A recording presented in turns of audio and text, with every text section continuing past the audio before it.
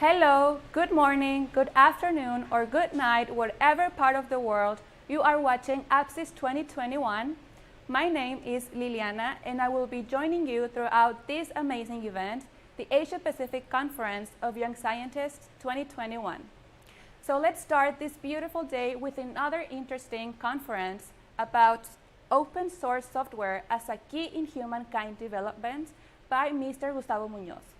But before I introduce you to Mr. Gustavo Muñoz, I would like to remind the audience that you can participate in the question and answer section at the end of the conference.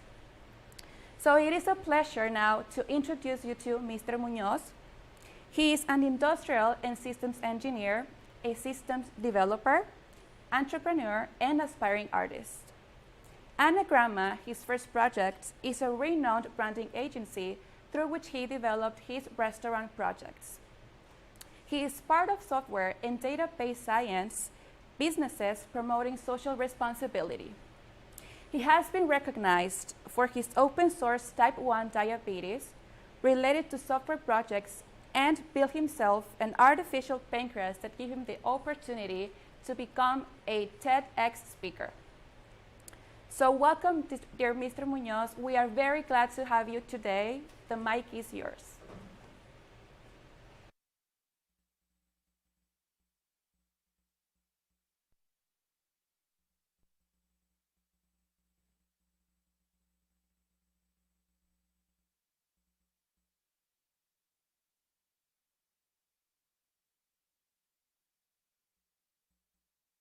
For this invitation to be a participant of this conference.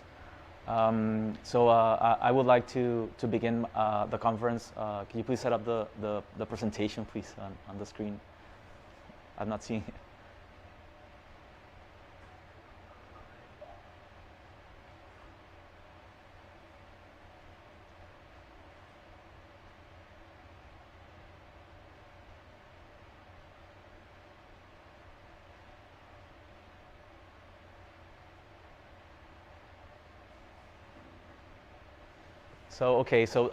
This talk is going to be about open source software and hardware. And I'm going to talk about a little bit of different points of view related to the subject and how, in my personal experience, has helped the community and people and humans in general to advance in different subjects. For this talk, specifically health-related subjects. So, again, I'm Gustavo. I'm an industrial and systems engineer by study. I have a bachelor's degree from college. I became a software developer and entrepreneur by interest in life, and I became an open source software advocate by chance. I wasn't looking for it, but I slowly discovered the greatness in software development and specifically in open source and sharing. So the thing that characterizes my projects is that I'm always involved in things I know very little about. I refuse to see the world as a black box. I hate feeling that way. So I have a lot of curiosity for those types of things. So I like doing research, reading, and experimenting. And I think that this is a very central point of this talk, curiosity. I think that when we grow up as children, we are very curious and we ask a lot of interesting questions. And many times as we grow older, we see how this curiosity fades out in life and we end up not having curiosity and not achieving many of the things or learning many of the things that we could have learned or achieved by having a little bit more of curiosity. So I have observed this duality in many people and specifically in one of my personal heroes. This guy here in the picture, he's Dr. Frederick Banting. He was born in 1891 in a farmhouse outside of Alliston, Ontario in Canada. And he first began studying arts at the Victoria College, that is part of the University of Columbia, but apparently he failed at arts. So after failing, he joined the School of Medicine to become an orthopedic surgeon. So he became a doctor, And he began teaching and lecturing pharmacology at the University of Toronto. In 1920, he was asked to give a lecture on the pancreas and the metabolism related to the pancreas. So he actually, since he was an orthopedic surgeon, he knew very little about pancreas and the metabolism, and he actually acknowledged this and told the people that were inviting him to give the class that he lacked the knowledge about the subject. But he started reading, he started doing research, books and reports, and those reports that he read by other scientists where there were interesting findings, they fueled Banting's interest in the pancreas and insulin. And I know many of you might not be familiar with the function of the pancreas and the function of insulin and type 1 diabetes. I am a person with type 1 diabetes, and I'm going to try to explain in a very simplistic way how this works. So imagine that we have a healthy person. Everyone has a blood glucose level, and that blood glucose level is basically the concentration of sugar related to the total volume of blood in your body. And that amount fluctuates during the day according to activity, according to how much food you've eaten, according to exercise, to stress levels, to other hormones that are around your body.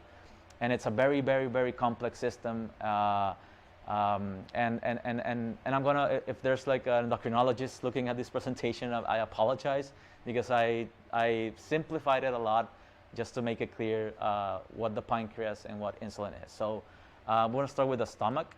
When you consume foods, the stomach starts digesting those foods, and your digestive system starts extracting the carbohydrates, and those carbohydrates, which are sugars, end up in your bloodstream, and your blood sugar goes up.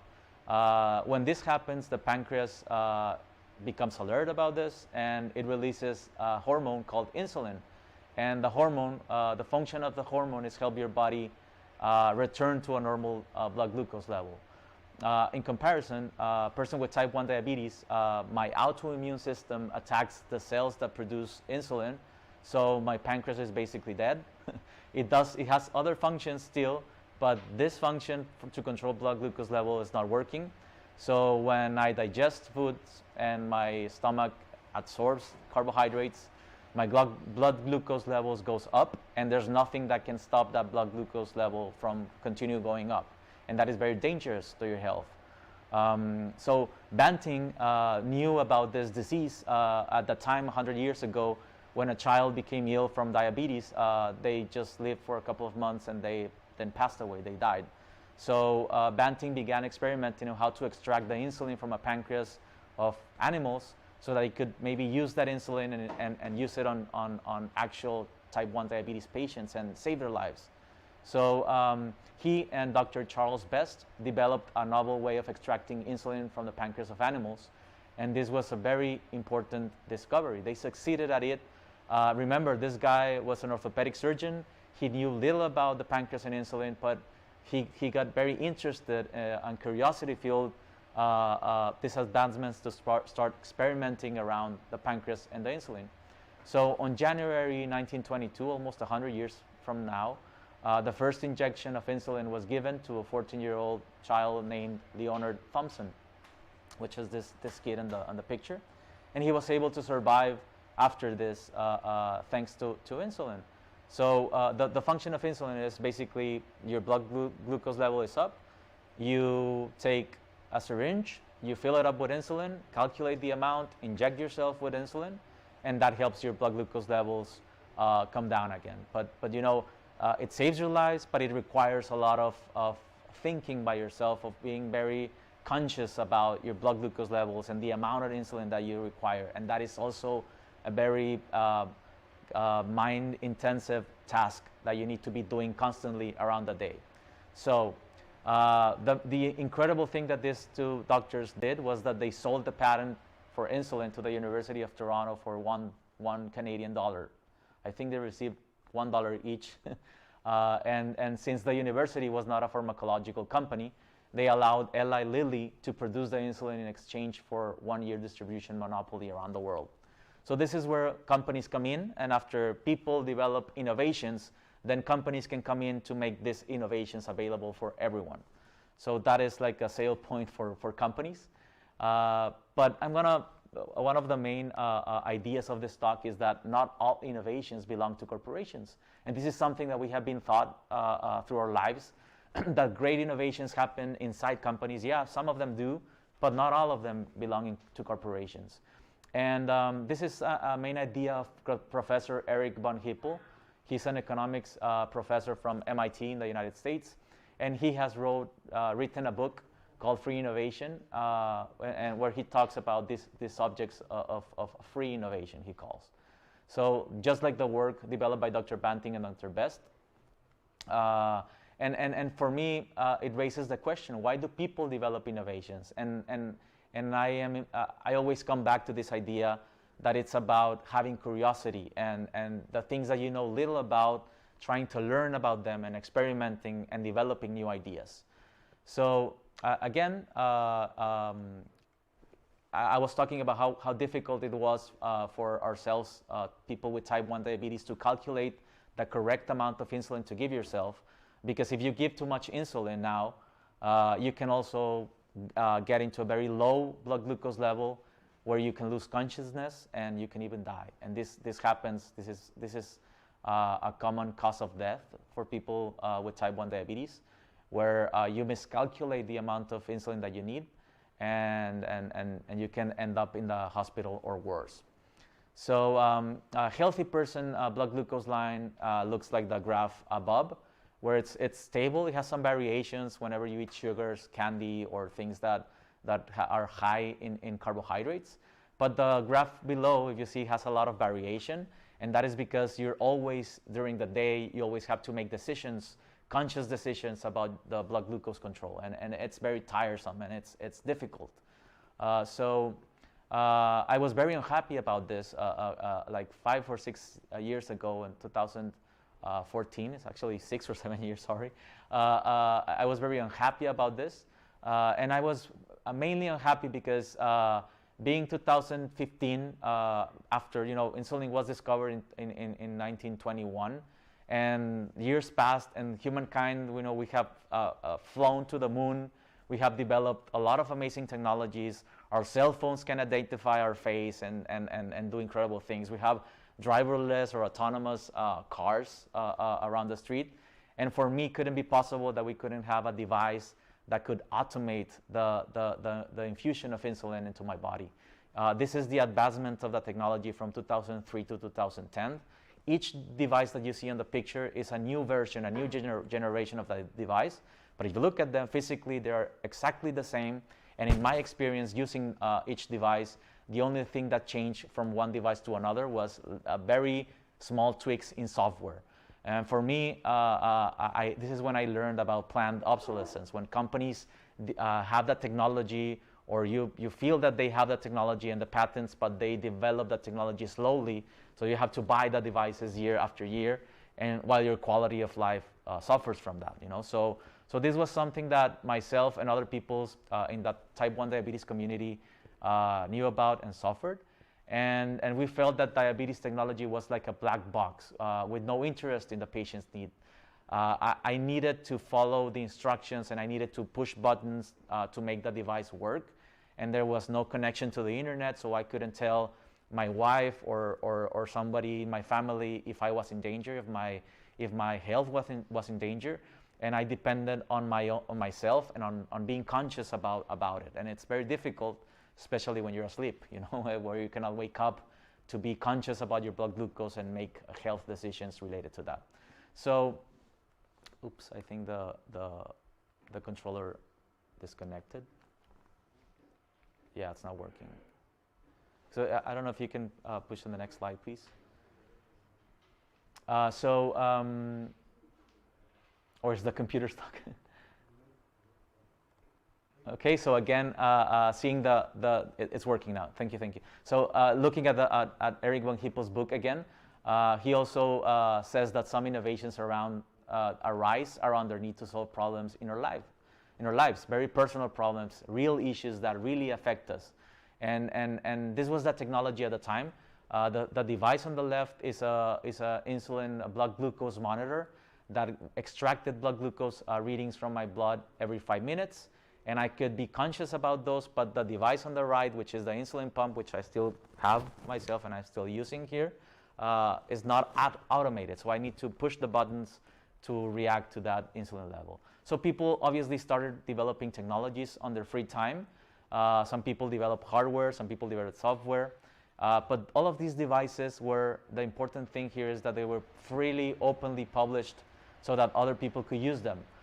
So all of these technologies made a great advance in the quality of life of the users that began using these technologies. And everything was innovative, everything from the packaging to the devices themselves. So I also started around the time experimenting with electronics. And this was the first prototype that I built. It was not smart at all. The only thing that this did was extract the blood glucose reading from my sensors and just publish them online so that my family members could know if I was like on a trip, another city, another country, that they could know while I was asleep alone in a hotel room that I was okay and I was alive. And that was the only function of that device. But for me, the important thing, it was the first step in starting to experiment and starting to give that curiosity that I had a chance to get to know what things I could start developing.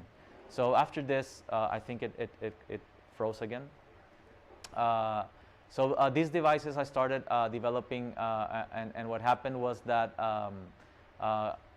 the community was first to develop this technology, and a community was built where the only objective was to develop things that help us solve our problems.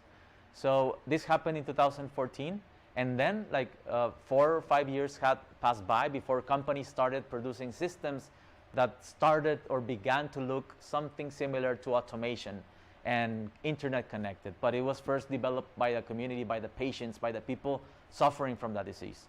So for me, the question always was, how is it possible that a group of people were able to develop technology that was way, way, way more advanced than that of the technology that medical companies with billions of dollars of money or don't want or cannot develop? There's only those two options for me. So for me, this second point in this talk is about open source and how it respects the user's freedom. Using the devices that the companies created, I had to follow the instructions exactly, and if I diverted from the instructions, my health was in danger. So I couldn't modify the function of those devices so that it could adapt to my own needs. So my development of devices, this was my first artificial pancreas. It was a large camera bag that I was carrying with me around every place I went. I was able to iterate and experiment and then develop a second version which was smaller, and then a third version which was even smaller. I was able to develop an interface for me, and this is the device that I now have with me, which the thing that has changed between the one you see on screen and this one is it's a bit more ergonomic, and I can carry it on my belt around, and the battery lasts longer and is more efficient, etc., etc., etc. These things I couldn't have done with the commercial devices because they're not existent, they're closed, they don't consider my own personal needs. So this was my blood glucose graph or distribution around the days of the week. The points below are hours of the day, and all of the red or orange points that you see there are points where my blood glucose was off range, was dangerous. And those, almost all of them happened during night or after or around meals. And after I implemented my device on myself, well, you can see that most of the points are green because I have better control. And the best thing about this is that I don't have to be thinking about this. It happens automatically without me being conscious about that. So this is actually a graph that I extracted in April this year, where my timing range is about 92%. My blood glucose average is 115. And those numbers are basically what are observed by doctors with people that have pre-diabetes. They're still not people with diabetes. They're not healthy, but they are like in between. And I feel very proud of having these numbers because this is what doctors say to you that will prevent any future complications with the disease advancement. So the second thing is that open source respects the community. we were able to build a DIY diabetes community around all of these software and hardware developments. We're people that we got together different times of years in different places around the world, just for the only objective, like no one is paying us, no one is there for the money for selling something. It's only to solve a very personal and very life-threatening situation for ourselves or for a child or for a sibling or someone in our family or someone in our community. So the most important thing to learn from all of this is that many of the innovations we benefit from were not necessarily created for us to benefit from. This is something that I've thought a lot about, that when Edward Banting and Charles Best developed insulin, they were obviously not thinking about me, or it was not made for me to survive, but even if that was not their objective, I was not even alive at the time of the discovery of insulin. I was born like 80 years later or 60 years later. I will always be thankful for their efforts and thanks to their curiosity and their experimentation and their discoveries, because without that, I wouldn't be alive today. So they were able to change the lives of many without even knowing about it, starting by simple curiosity and experimentation. And as Isaac Newton wrote on one of his letters to Robert Hooke, which was one of his enemies in 1676, this phrase was not invented by Isaac Newton, but he used it in that letter. He said, or he wrote, if I have seen a little further, it is by standing on the shoulders of giants. And he meant by this that all of his science advancements were possible thanks to the previous advancements of other scientists. So by experimenting, by having curiosity, we'll build on science development and humankind development. So for me, Ken Stagg was one of those giants, because I met him online when I published my software, my hardware. He one day emailed me and asked me questions about what I had published, and I responded to the questions, and we started becoming friends. And then he was an aerospatial engineer, very good at math, and he was able to teach me a lot of the math behind insulin and carbohydrates interactions. And the other giant that I consider for myself is Benjamin West. He's an engineer that spent 5 years of his life doing reverse engineering for these insulin pumps so that we could be able to control them remotely using radio frequencies. So he spent five years of his life not doing anything else on his free time, only doing reverse engineering for these devices. And I think that none of the automation technology that we have today in the open source community would have been possible without of his work. So this is a great motivation for me to continue to do things aligned with the open source ideology. And maybe somehow our curiosity and experimentation and sharing will help others see a little bit further. And I just wanted to quickly share two of the projects that are part of that open source developments that I have been participating in. One of those is called Glucodin. You can find it on GitHub. If you need the link, I can share that with you.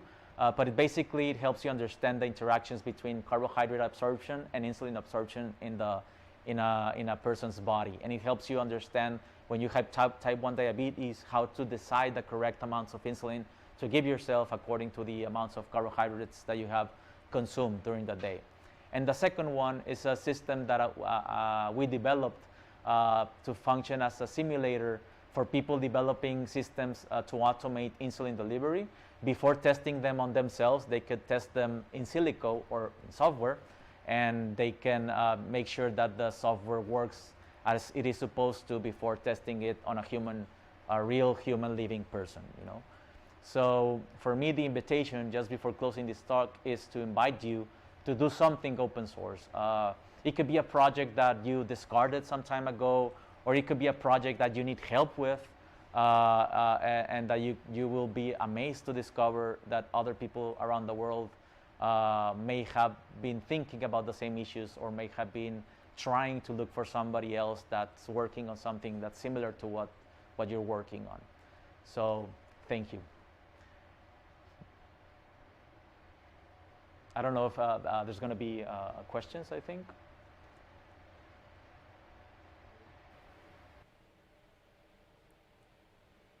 Thank you very much, Dr. Gustavo Muñoz, for the amazing conference. Now we are about to start the question and answer section. For our viewers, remember that you we will read the questions you wrote in the APCYS social media accounts. For APCYS participants, please raise your hand on the screen and we will give you the floor to ask your questions.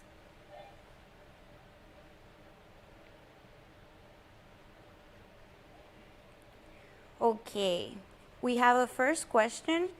In your opinion, why is open source a good option? Well,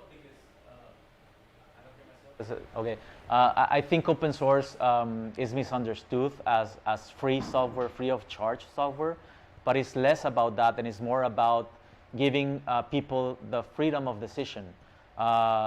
You can yourself tell me that when you use software that only allows you to do things on a certain way and does not allow you to customize the user experience, that's worse than a software that allows you to choose and allows you to customize the experience. And open source software is about that. Open source software is not necessarily free software, free of charge. There are businesses built around open source software. It's more about the freedom of decision, the freedom of customization, of not being limited. Because limitation, I think you can get to a point where it could be ethically wrong. Imagine a software that helps you walk if you are a paraplegic person, and then that software, I don't know, has like a limitation, like a trial or a 30-day trial or a monthly payment, and you don't pay for it, and then it stops working and you are unable to walk after that, or your personal decisions change and you need to modify the software so that it can adapt better to your own specific condition. And open source software allows that. Closed software does not allow that. You're absolutely right, Mr. Muñoz. We have another question. Are you currently developing another tool like the one you built for yourself? Well, I have. Again, I'm always interested in things I know little about. I have been working on things related with other hormones in the body and trying to find out how to control or to decide the right amounts of medication for those hormonal imbalances. Those projects are in a very early stage now, so probably later I'll be able to publish them and you'll be able to look at those. But mainly right now I'm focused on things related with type 1 diabetes and the simulation software, which I've been very surprised to see some universities that actually have their own systems that simulate patients with diabetes come to this software and use it and modify it and use it to teach people that are endocrinologists or people that dedicate their lives to treating people with diabetes. And that for me is I feel very happy about that, very, very proud of that. Well, that's amazing. We have now a question from the chat. Elliot Roswell asks, how do you balance open source releases with IP protection? Okay, that's a very interesting question. Actually, one of the issues that we in the diabetes community have is that most of the technology is patented. So there's intellectual property around that. And what happens is that we are not allowed, like if I wanted to make this technology get to everyone around the world, I'm not allowed doing that, because if I do, I will basically end up in jail or fined or being sued by the companies. So what happened naturally, I think, is that publishing it as open software that is based on my freedom of expression, and I can publish whatever I want, and people can decide by themselves if they get near the software and read about it and implement it on themselves. So the advantage is that we have the technology present. The disadvantage is that because of IP, it would not be as massive yet as commercial devices. But there are many smart people in the communities, and I trust that those developments somehow or someday in the near future will come, and these open source technologies will be able to be available to everyone that has type 1 diabetes. That is also my wish for the community. Well, amazing your answer and your intentions, Mr. Muñoz. I would like to ask our APCYS participants if you could help us with turning on your cameras on the Zoom. We would love to see your faces. Now, for another question we have from Nischal Paulo. If I build a product by using the open source hardware and software, like Arduino hardware and software, so can I claim like trademarks or copyright or patent? Yeah, there are a lot of licenses that are around open source software, and some of those licenses, the most common of them are to give attribution to the project. So if you go to one of my projects and use it, you should at least say that you're using that software just like as a thank you note to the developers behind. And after that, I think, yeah, you can definitely build devices using open source hardware like Arduinos and Raspberry Pis. Those work mainly as prototypes. And after that, I recommend you to get near somebody that is experienced in IP, intellectual property, and do a research. And most of IP patents are public, and you can look for them and see if any of your developments infringe some of those patents, or if you are actually developing something that is new, or if there's something that infringes what you're doing, or that you're infringing a patent. At least you can know what things you have to change so that it could be claimed as a new innovation, you know. So yeah, there are professional people dedicated to this. There's a lot of texts and books about this also, and a lot of technology online that you can search and look for that. But yeah, I definitely recommend you to do that research before publishing, because I've seen people get in trouble by not doing that part of the research. Amazing, thank you. We have another question from Mexico. Who pays developers for open source software? Yeah, that's a really interesting question. Obviously, many of the work that's open source, I've seen like two main cases. One case when there's a company that is making money already, and part of the software that they make money from, they decide to publish it open source, because they know that the community outside will develop more innovations, and for those companies it's cost effective. And the second case is the case like mine, where I've developed this software on my free time. So basically, I'm not expecting anyone to pay for this. I developed it mainly for me to solve a personal problem, and for me to also, since I did not consider myself an expert at the time, I was also looking for collaboration. So there are also some innovations happening in the industry where there are software as a services, and I think GitHub, which is a very large open source community or place where you can publish open source software, has given also like tools so that developers can receive donations from people using the software. So I have not seen like a formal job besides nonprofits that are built around open source software, where they hire people and they can pay people to publish that software as open source software. But I have not seen or I have seen very little software developers publishing software and then getting paid for it, like for a fixed monthly amount, as you would have been paid having like a formal regular job. I'm sure that there are those experiences happening, but I have not seen many of them. Yeah. Thank you so much for your answer. Now we have a really great comment from someone in Mexico. We are very proud of having great scientists like you. Congratulations, great conference. Thank you. Thank you. Thank you very much, and appreciate it. Thank you to you. Well, now for the APCYS participants and viewers, now is the time to ask your questions. We have to really make use of this time with an expert like Mr. Muñoz. So please, we are receiving your questions. So remember that you can raise your hands and we will give you floor to ask your questions.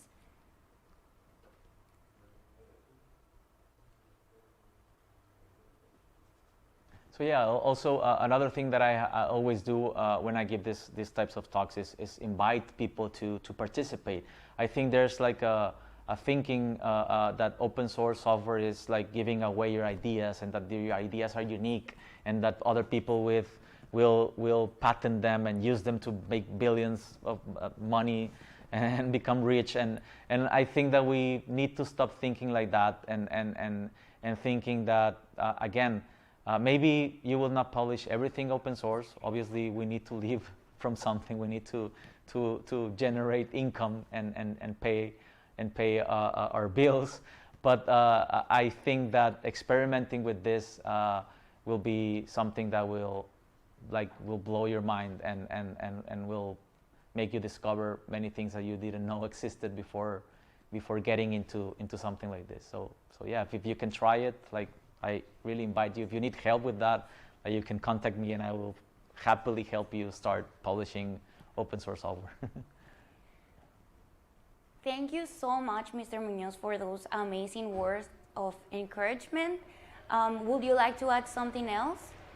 Well, I don't know if there's any other questions. I will happily answer them now, and if not, well, just thank you all for listening and watching this talk. Well, thank you so much to you for your fantastic conference and for everything that you share with us.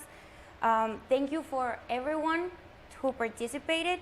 Don't forget to watch our next activity, the Team Leader Session, where worldwide leaders will discuss STEAM and scientific culture issues. See you in 10 minutes. Thank you.